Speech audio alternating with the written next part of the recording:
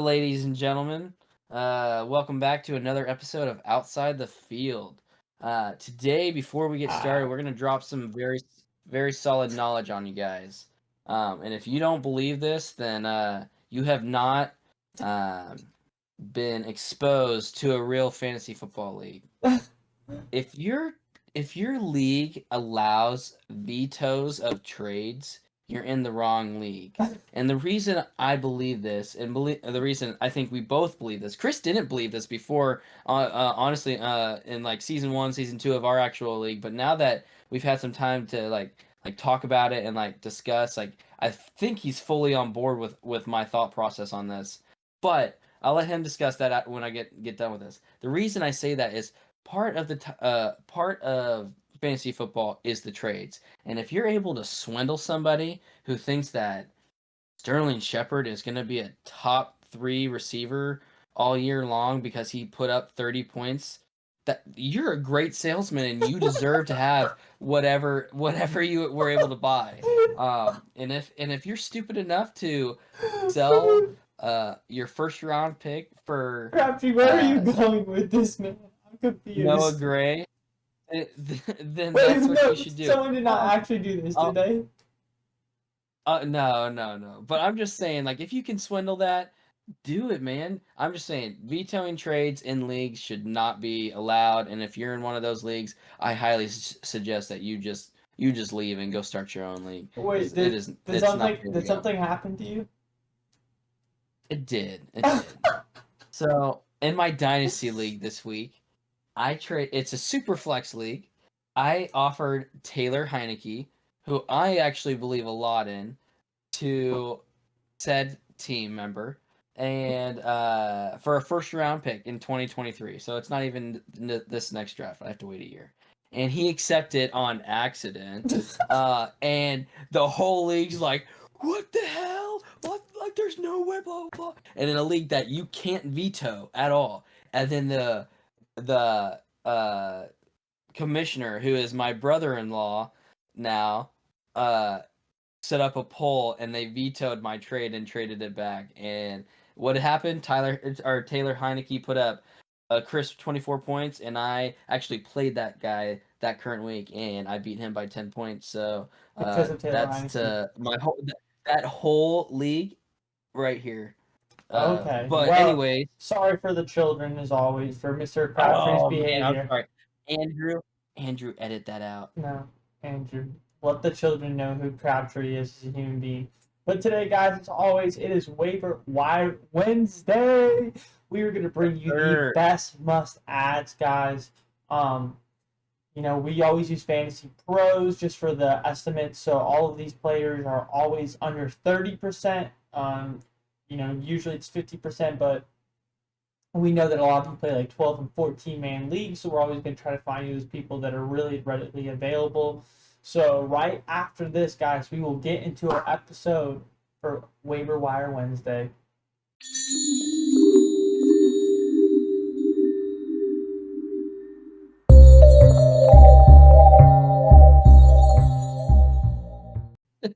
All right, guys. But right before we get into Waiver Wire Wednesday, if you guys can just hit the like and subscribe, guys, it all really helps us out, and we would very much appreciate it. Crabtree, quarterback that is going to help you win your game this weekend. Go. Oh, who else but Taylor Heineke? Duh. Oh, no. Honestly, guys, I'm not even lying to you. I'm on a league I have a team with Patrick Mahomes, Ryan Tannehill, and Taylor Heineke. I'm starting Taylor Heineke over Ryan Tannehill right now. He's been super efficient. He has rushing upside. Every game he scored 23 to 24 points a game, except for this first game because he came in the second half. He would have scored 20 points that game too. And going back into last year with the playoffs that he led, they almost won that game too. So I think he's a great guy. Definitely pick him up. I think he's a great plug-in play. I agree. In one QB leagues, guys, I think if you have the roster space, I don't know. I personally always like to have a second quarterback. I just like to have someone I maybe has really good upside, or maybe someone I know that can be really consistent for me. So maybe Taylor Heineke is that consistent player for you on your bench that will, you'll give you a nice steady performance on that bye week. But my top waiver wire ad at QB is still one of the guys I told you to go get last weekend. Sam Tarnell has another great matchup. He's quarterback 12 on the season right now, guys. He's playing really good in that offense, and he struggled at first last week when Christian McCaffrey went down, but he was able to figure it out with DJ Moore, and him and DJ Moore are cooking. So I think you still go pick up Sam Darnold, who I think is right at 28% owned right now. And I think he could be a really good quarterback for you potentially all season long. But I agree on that. I like that a lot. I think he's going to be a great stream play. Let's jump into running backs. I think we both got the same guy for this one. I think for a lot of these waiver wire, we agree pretty much on the main guys. And this is like running back wise. This is our like must add. I think both of us are all in on this one. Like you have number one. Yeah, I have waiver wire priority one in one of my leagues, and this is who we will be picking up. He is not my number one waiver wire, just FYI to everyone else. He is my number two absolute, but for me, I have somebody else, and it's kind of bold, but I'll talk to you about it in a second. But yes, I think we're both. Yes, as we spoke in last video, CMC, we don't believe it's going to be the same. I think there's a chance that he's going to be in and out all year with his hamstring injury. It looks like something that. Yeah, and it looks like the type of injury that like Adam Thielen had like late last year, to where it lingered most of the year. Unfortunately, it's just no good for CMC. But no, Chuba Hubbard guys came in. I think like in the middle of the second or late first. Was able to put up I think like a nice respectable like 15.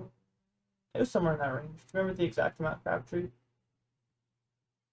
The exact amount, not off the top of my head. Sorry, guys. I got it for you. It is 11. Okay, guys. 11 carries, 5 receptions. So just like Mike Davis last year, guys, I would expect him to step in and take all of those carries. He was a mid-round pick this year, so he's not a bad player. I think he's going to be he's young. He can take on the workload. So I think as long as Christian McCaffrey is out, he's definitely going to be that guy.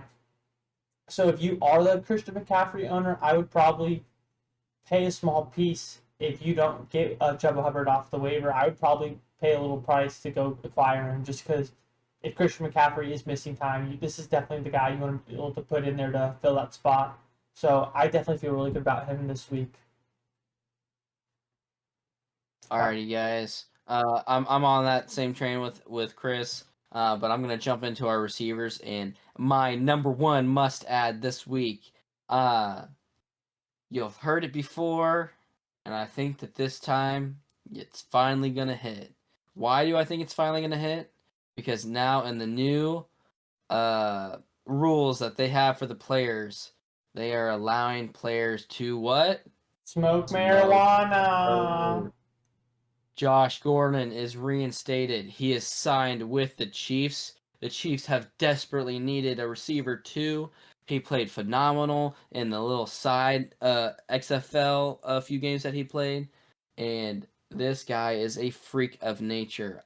I sincerely think that this guy, when he gets up to speed, could be a very, very good play down the line. Like he might not this week and maybe not next week, but like down the line when he's got the playbook and he's good to go, I think Patrick Mahomes having even Josh Gordon taking away Tyreek Hill and Travis Kelce, I think it just opens up the floor for him or the ceiling for him. And I think he's a must add, especially with a quarterback like Mahomes throwing to him. No, I definitely like that call. I think if you have the bench space, he's definitely like a player I would love to add because he's gonna have to sit on your bench for a couple weeks. He was only added to the practice squad, so he's got to work his way onto the lineup. But I think with time, if everything works out, I do think Josh Gordon has game-changing capabilities. He is a little older. He just really has been in and out of the league for a while now. So it kind of is a little hard to maybe understand what to expect out of him. So because of that, Yes. guys, my number one receiver ad is actually going to be Emmanuel Sanders. It's not very sexy compared to Josh Gordon, guys. I can't lie to you about that. But I mean, he's gotten 8, 6, and 6 targets so far. We knew Josh Allen was a little inconsistent those first couple weeks, but he looks like he's starting to kind of figure it out. And because of that, Emmanuel Sanders is bringing some more of those targets down. He had a really good week this week with 26. I don't think he's going to be a beautiful play, but I think he's someone you could pick up and potentially just put there at the bottom of the roster and play. Just get some points out of guys. So if you're a little injury depth and you're just like, I need a body, I think Emmanuel Sanders could be a nice little pick up and plug in. So would you pick up Yeah, Emmanuel? not bad. Uh, with the teams I got set up right now, probably not. Just because of the spacing. Um, I like you were saying with Josh Gordon, he's not gonna help right away, but I think long term he's good. Sanders, I just think like Josh Allen, is gonna key in on Diggs and running the ball himself. So I just don't see um Sanders keeping up the play that he has. Me But I mean, personally. if Mahomes can, like, I feel like any really good quarterback can hold up to like fantasy options. So you got Mahomes with Kelsey and Hill. You got Russell with DK and Tyler. I mean, I think a quarterback can hold up two options. So I don't know. I could see Emmanuel being that second guy, or I could, maybe I'm gonna split my options here, guys. And the second character I'm gonna bring up is moving over to the tight end position, Dawson Knox, guys. Um, he's gotten 4 targets, 3 targets, 5 targets. Nothing too sexy, but so far he's put up 12, 11, and 18. He's got a touchdown the last 2 weeks, guys. Once again, Josh Allen's picking up. I'm not saying that both of these guys will hit, but maybe you pick up one or the other and one hits for you. Dawson Knox is only 24. He's a young tight end, still improving. I think he's building a rapport with Mr. Josh Allen up there. So I think that'd be my tight end ad for the week. Same guy I told you to go pick up last week, though, guys. So why didn't you do it last week is what I'm wondering. oh yeah. Well, I got a little bit different of a tight end. This is kind of where we differed a little bit, but Dalton Schultz for me, for Dallas. He just coming off a 2 touchdown game. I think that this guy is. How do I say this? Last year, he got the starting tight end position due to an injury to their actual starting tight end. He tore his ACL. It was Blake Jarwin. This year, coming in, he played pretty well. I think like tight end 10, tight end 11 is where he kind of finished last year. He 11. was like right in the middle. Um, Coming in this year, they were giving him the role, but it was also more of a split. I think we're starting to see Dalton Schultz finally kind of snatch that tight end position away and actually be the actual starter. And Blake Jarwin's kind of getting less and less role in that offense, maybe more of like a offensive type running package type thing. But Schultz is getting the reception parts, which is what we want to see. I think down the line, this you've heard me talk about it probably a million times by now, but Dallas is a passing offense long term. That is the guy.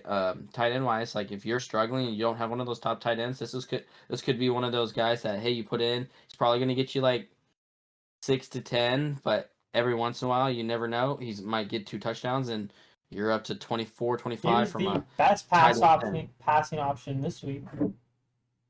Yes, sir.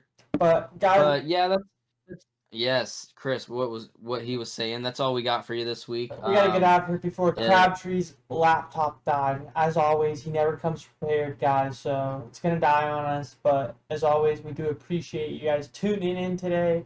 We appreciate any likes and subscribes, guys. We really come out here just to give you guys the knowledge. Me and Crabtree enjoy sitting down and chatting, but we really go through a lot of work to be able to bring this to you guys. We want to bring this to you and share some of the knowledge we have, guys. We spend a lot of time doing this, so we really do appreciate you checking out the outside the field with us and sitting down and watching these videos. yes, sir. Hey, if you have time, please like and subscribe. If you don't have time to do that, then give us a share. Thanks so much. Appreciate all the watches and views, guys. Thanks, guys. Have a good day.